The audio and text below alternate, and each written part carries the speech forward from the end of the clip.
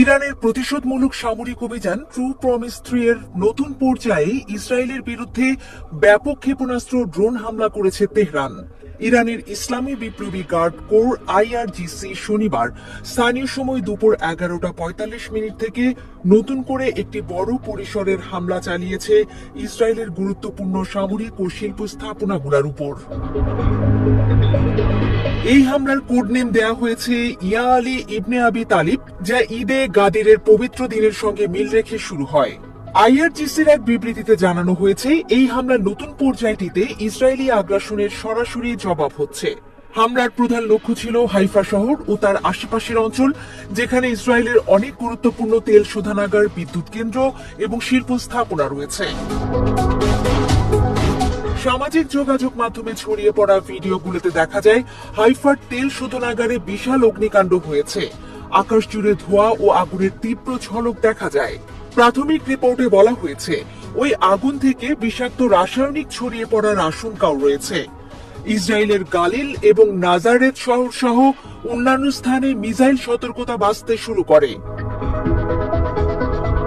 Israeli গণমাধ্যম জানিয়েছে, হামলায় তাদের বিদ্যুৎ অবকাঠামোর বড় অংশ অচল হয়ে পড়েছে এবং অনেক এলাকায় ব্ল্যাক আউট হয়েছে। বিশেষ করে গালিল অঞ্চলের অনেক বসতি বিদ্যুৎ বিচ্ছিন্ন অবস্থায় রয়েছে। কয়েকটি রিপোর্টে উল্লেখ করা হয়েছে, হাইফার অ্যামোনিয়া ট্যাঙ্কেও সরাসরি আঘাত এনেছে, যার ফলে বিষাক্ত ধোঁয়া ছড়িয়ে পড়েছে। ইরানি সংবাদ সংস্থা ফার্স জানিয়েছে, এই হামলায় ব্যবহৃত হয়েছে ইরানের উন্নত এমাদ কাদর ও খাইবার শেকান মিসাইল। এই পুরো প্রতিশোধমূলক অভিযানের পেছনে কারণ হিসেবে দেখা যাচ্ছে ইসরায়েলের সাম্প্রতিক বিমান হামলা, যেখানে ইরানের শীর্ষ সামরিক ও পারমাণবিক বিজ্ঞানীদের লক্ষ্য করে একাধিক হামলা চালানো হয়। এই হামলায় শহীদ হয়েছেন ইরানের সশস্ত্র বাহিনীর প্রধান মেজর জেনারেল মোহাম্মদ বাঘিরি, IRGC প্রধান হোসেন সালামি, মহাকাশ বিভাগ প্রধান ব্রিগেডিয়ার জেনারেল আমির আলী হাজিজাদে এবং জ্যেষ্ঠ কমান্ডার গোলাম আলী রাশিদ। এছাড়া শহীদ হয়েছেন পরমাণু বিজ্ঞানী ডক্টর ফারিদুন আব্বাসি, ডক্টর মোহাম্মদ মেহেদি তেহরানচি ও ডক্টর আব্দুল হামিদ মিনোচেরি। ইরানের সর্বোচ্চ নেতা আয়াতুল্লাহ আলী খামেনি এই হামলাকে গভীর ভুল বলে উল্লেখ করে বলেন, ইরান তার শহীদদের রক্ত ভুলে যাবে না। তিনি ইসরায়েলকে কড়া পরিণতির হুঁশিয়ারি দিয়েছেন।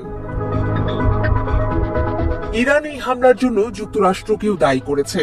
মার্কিন প্রেসিডেন্ট ডোনাল্ড ট্রাম্প CNN এ দেয়া এক সাক্ষাৎকারে ইসরায়েলের হামলাকে সফল অপারেশন আখ্যা দিয়ে ইরানকে আবারও পারমাণবিক আলোচনায় ফিরতে হুঁশিয়ারি দেন। মিডল ইস্ট আইয়ের এক রিপোর্টে দাবি করা হয়েছে, এই হামলার আগেই মার্কিন যুক্তরাষ্ট্র গোপনে ইসরায়েলকে শত শত লেজার নির্দেশিত ক্ষেপণাস্ত্র সরবরাহ করেছে। সাম্প্রতিক এই প্রতিশোধমূলক হামলা নিয়ে বিশ্লেষকরা বলছেন, এটি হতে পারে ইরান ও ইসরায়েলের মধ্যে এক দীর্ঘমেয়াদী সংঘাতের সূচনা।